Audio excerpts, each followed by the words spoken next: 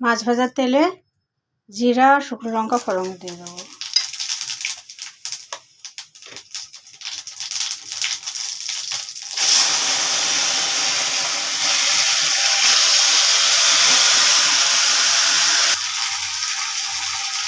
এগুলো আরবি নুন দিয়ে ভালো করে একটু ভেজে নেবো।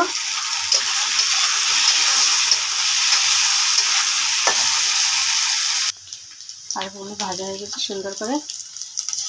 জিরা আদা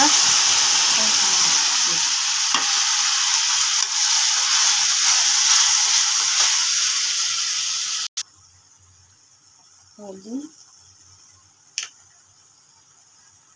ভালো করে কষে নেব।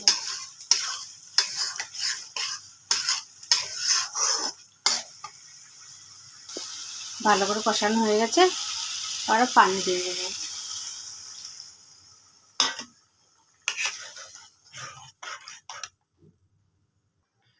ভালো করে ফুটে গেছে, ওটা মাছগুলো সব আমি দিয়ে দেবো ভেজে রেখেছিলাম।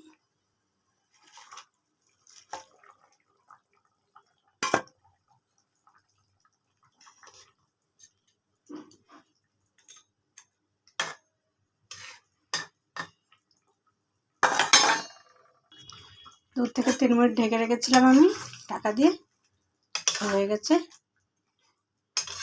বন্ধ করে দেবো, ভাজা মশলাটা দিয়ে বন্ধ করে দেবো।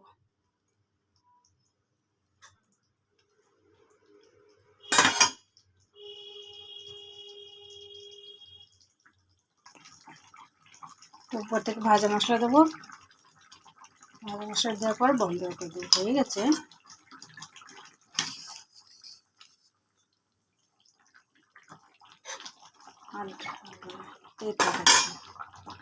ওকে ভাই, এমন করে একবার বানাবে, বানিয়ে খেয়ে আমাদের জানাবে কেমন হয়েছে। খুবই ভালো লাগবে, দেখবে বানাবে।